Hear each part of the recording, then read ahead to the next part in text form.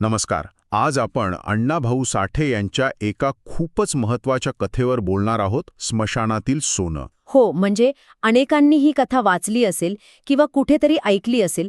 भीमा नावाचा एक माणूस. बरोबर. आणि त्याची गरिबी आणि पोटासाठी त्याने केलेला तो एक अमानुष संघर्ष.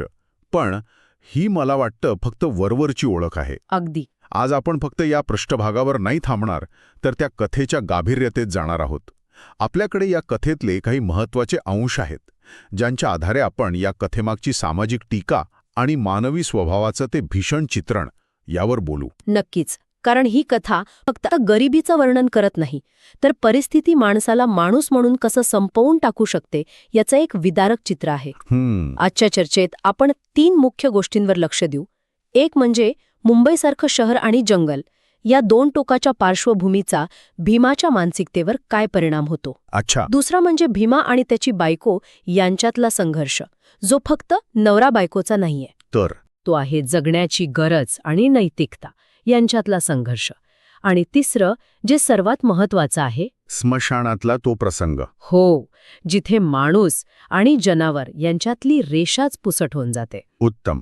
चला तर मग पहिल्या मुद्द्यापासूनच सुरुवात करूया. कथेची सुरुवातच मला खूप प्रभावी वाटते. हो, ज्या प्रकारे अण्णाभाऊंनी भीमाचं वर्णन केलंय. अगदी. ते म्हणतात, तांबळं मस्तक, रुंद मान, दाट भुवया, पल्लेदार मिशा. म्हणजे बघताक्षणी वाटावं की काय रांगडा, ताकदवान माणूस आहे हा. बरोबर. शारीरिकदृष्ट्या प्रचंड ताकदवान, पण तो शहरात येतो आणि सगळं चित्रच पालटतं. तो पूर्णपणे हरवून जातो. मुंबई म्हणजे सोन्याची नगरी, पण तीच त्याला अक्षरशः धुळीला मिळवते. हे नातं कसं आहे, म्हणजे शहर आणि भीमाचं? हो, हा मुद्दा महत्वाचा आहे. हा खूपच महत्वाचा मुद्दा आहे. कारण मुंबई इथे केवळ एक जागा नाहीये, ती एक संकल्पना आहे, एक मायानगरी आहे. किंमत देत नाही. बरोबर. तो कामगार होऊ इच्छितो, पण शहराची व्यवस्था त्याला कामगार म्हणून स्वीकारायलाही तयार नाही. त्याला शहराबाहेर ढकललं जातं, उपनगरातल्या जंगलात. आणि इथेच कथेला एक वेगळी कलाटणी मिळते, की नाही? तो शहराच्या झगमगाटातून निसर्गाच्या कुशीत नाही जात. नाही. तो एका आदिम, जंगली वातावरणात जातो. हा विरोधाभास अण्णाभाऊंनी मुद्दाम उभा केला असावा का? नक्कीच. शहर त्याला नाकारतं, पण जंगल त्याला आसरा देतं. पण हा आसरा सुद्धा म्हणजे फसवणूक करणारा आहे. कसं काय? शहरात सामाजिक नियम आहेत, कायदे कानून आहेत. जंगलात मात्र जगण्याचा एकच नियम आहे, बळी तो कानपिळी. त्याला तिथे डोंगर फोडण्याचं काम मिळतं, जे त्याच्या रांगड्या स्वभावाला साजेसं आहे. पण तेही 6 महिन्यात बंद पडतं. आणि मग खरी उपासमार सुरू होते. ही पार्श्वभूमी खूप महत्वाची आहे, कारण जंगलातील हे नियमरहित वातावरणच त्याच्या मनातल्या आदिम भावनांना जागं करतं. म्हणजे असं म्हणता येईल का की शहराने त्याला सामाजिक व्यवस्थेतून बाहेर फेकलं? हो. आणि जंगलाने त्याला नैतिकतेच्या चौकटीतून बाहेर पडायला भाग पाडलं. आणि याच परिस्थितीत तो स्मशानाकडे ओढला जातो. बरोबर. तिथून त्याच्या आयुष्याचा दुसरा अंक सुरू होतो. आणि स्मशानात त्याला जे दिसतं ते त्याच्यासाठी एक संधी ठरतं. हो, पण ती संधी कसली आहे? मेलेल्यांच्या अंगावरचं सोनं चोरण्याची? अगदी. इथे भीमाच्या नैतिक पतनाची सुरुवात होते. उपासमारीने माणूस कोणत्या थराला जाऊ शकतो याचं हे पहिलं पाऊल आहे. तो नदी नाले तुडवत प्रेतांची राख अक्षरशः चाळायला लागतो.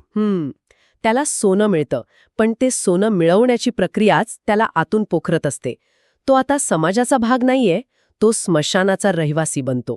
पण तो या प्रवासात एकटा नाहीये. त्याची बायको आहे, मुलं आहेत. ती या सगळ्याकडे कशी पाहते? तिची प्रतिक्रिया खूप महत्वाची वाटते मला. अत्यंत महत्वाची. ती या कथेतला नैतिक आवाज आहे. ती भीमाला म्हणते, मला वाटते हे काम नको आम्हाला. मढ्याची राख, सोनं, संसार हे सारंच विपरीत आहे. विपरीत हा शब्दच किती मोठा आहे. खूप खोल आहे. विपरीत म्हणजे केवळ वाईट नाही, तर निसर्गक्रमाच्या विरुद्ध. ती म्हणतीये की आपला संसार, जे एक पवित्र नातं आहे, ते तुम्ही मेलेल्यांच्या राखेवर उभं करू नका. ती त्याला थांबवायचा प्रयत्न करते. हो, ती त्याला या अमानवी कृत्यापासून थांबवण्याचा प्रयत्न करते. ती समाजाच्या, संस्कृतीच्या, नीतिमत्तेच्या मूल्यांचं प्रतिनिधित्व करते. पण मग भीमाचं उत्तरही तितकंच टोकाचं आहे. तो तिच्यावर चिडतो. हो. तो म्हणतो, तू बोलू नको, माझी चूल बंद झाल्यावर कोण पेटवणार आहे का? हा प्रश्न इतका खरा आहे की क्षणभर वाटतं की त्याचं काही चुकलं. बरोबर. इथे अण्णाभाऊ आपल्याला कोणाची बाजू घ्यायला सांगत आहेत की ते फक्त एक भयानक वास्तव आपल्यासमोर ठेवत आहेत? मला वाटतं ते वास्तवच समोर ठेवत आहेत. ते आपल्याला कोणाचीही बाजू घ्यायला लावत नाहीत. ते दाखवत आहेत की जेव्हा जगण्याचा प्रश्न निर्माण होतो तेव्हा नैतिकता ही एक चेन ठरते, एक लक्झरी. ज्याच्या घरात चूल पेटत नाही त्याला तुम्ही त्यात संस्कृती आणि परंपरेचे धडे देऊ शकत नाही. भीमाचं वागणं चुकीचं आहे, पण त्याची परिस्थिती इतकी भीषण आहे की त्याला बरोबर आणि चूक ह्यातला फरकच दिसेनासा झालाय. तो फक्त जगण्याचा विचार करतोय. हो, कोणत्याही मार्गाने. इथेच त्याची शोकांतिका आहे. आणि या संघर्षात तो आणखी एका व्यक्तीला भेटतो, तो गुरखा. हो, तो तर त्याला भूतांच्या बाजाराच्या गोष्टी सांगतो. तो काय भूमिका बजावतो या कथेत? तो गुरखा म्हणजे भीमाच्या मनातल्या अधपतनाला आणखी खतपाणी घालणारा घटक आहे. अच्छा, तो भीमाला सांगतो की डोंगर फोडला तेव्हा 2 रुपये दिले मला, पण आता सहज ती राख मला 10 रुपयेही देते. म्हणजे तो भीमाला एक सोप्पा पण अनैतिक मार्ग दाखवतो. त्याच्या मनातली भीती काढून टाकतो. हो, त्याच्या मनातली शेवटची भीती, शंका सगळं काढून टाकतो आणि त्याला त्या रात्रीच्या भयानक कृत्यासाठी तयार करतो. आणि मग कथेचा तो सर्वात भयानक भाग येतो. स्मशान, रात्रीची वेळ, प्रेतं घेऊन येणारे लोक, कोल्ह्यांची कुईकुई. अंगावर काटा येतो ते वाचताना. हो, अण्णाभाऊंनी ते वातावरण इतकं जिवंत उभं केलंय.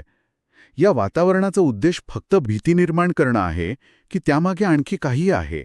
भीती निर्माण करणं हा तर उद्देश आहेच, पण त्याहून महत्वाचं म्हणजे हे वातावरण भीमाच्या मनातल्या बदलाचं प्रतीक आहे. म्हणजे बाहेर जसं अंधारलेलं, भयाण आणि आदिम वातावरण आहे, तसंच वातावरण भीमाच्या मनात तयार झालंय. तो आता फक्त पोटाच्या भुकेचा विचार करतोय, जी भीतीपेक्षाही मोठी झालीय. आणि त्याच वातावरणात त्याला एका सावकाराची ताजी गोर दिसते. हो, आणि त्याच्या मनातली लालसा आणखी वाढते. आणि तिथे त्याचा सामना होतो एका कोल्ह्याशी. माणूस आणि जनावर एकाच गोष्टीसाठी लढत आहेत. हो, प्रेतासाठी. हे वर्णन वाचताना असं वाटतं की भीमा आणि त्या कोल्ह्यात काहीच फरक उरलेला नाही. आणि हाच अण्णाभाऊंच्या लेखणीचा चमत्कार आहे. ही केवळ एक शारीरिक लढाई नाहीये, ही एक प्रतिकात्मक लढाई आहे. एक कोल्हा जो निसर्गतः एक स्कॅव्हेंजर आहे आणि दुसरा भीमा ज्याला परिस्थितीने स्कॅव्हेंजर बनवलाय. दोघेही मेलेल्यांवर जगणारे आहेत. या क्षणी भीमा माणूस म्हणून उरलेला नाही, तो त्या कोल्ह्याच्या पातळीवर आलाय. अण्णाभाऊ लिहितात की दोघांचीही शक्ती एकवटली आहे आणि दोघे एकमेकांवर गुरगुरत आहेत. ही गुरगुर केवळ आवाजाची नाही, ती त्यांच्या आतल्या हिंस्र प्रवृत्तीची आहे. थांबा एक मिनिट. तो त्या कोल्ह्याला उचलून फेकतो. यात त्याची शारीरिक ताकद दिसते, पण त्यानंतर जे घडतं ते फक्त अंगावर शहारे आणणारं नाही, ते सुन्न करणारं आहे. हो, तो त्या प्रेताच्या हातातली अंगठी काढायचा प्रयत्न करतो आणि ती निघत नाही तेव्हा तो दातानी त्या प्रेताची बोटं तोडतो. हो. अण्णाभाऊंना इतकं अमानुष, इतकं हिंस्त्र चित्रण का करावंसं वाटलं असेल? कारण मला वाटतं तो या कथेचा कळसबिंदू आहे.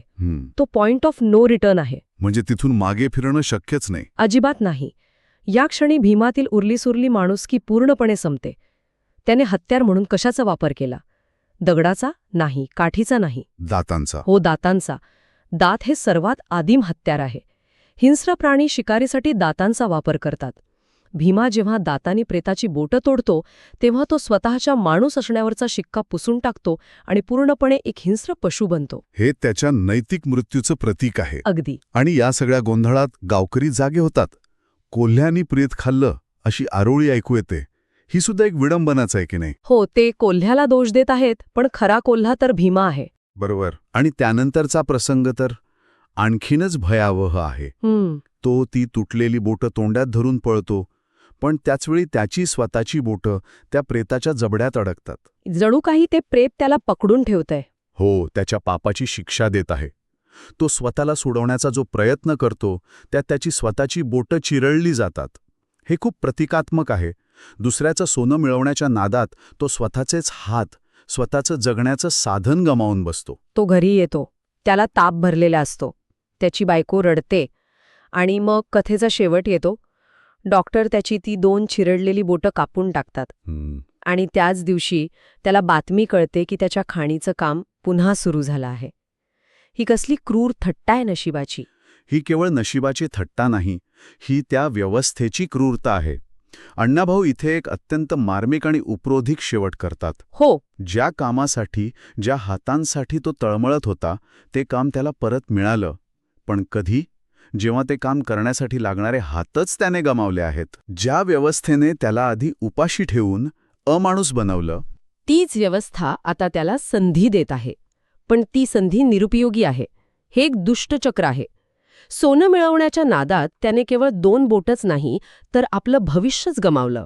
तर स्मशानातील सोनं मिळवण्याच्या नादात भीमाने केवळ 2 बोटच नाही तर डोंगर फोडण्याचं काम आणि पर्यायाने जगण्याचं साधनही गमावलं. हो, ही कथा केवळ गरिबीमुळे होणाऱ्या पतनाची नाही, तर एका निर्दयी सामाजिक आणि आर्थिक व्यवस्थेमुळे एका धडधाट्या माणसाचा माणूस म्हणून कसा मृत्यू होतो याची आहे. अगदी.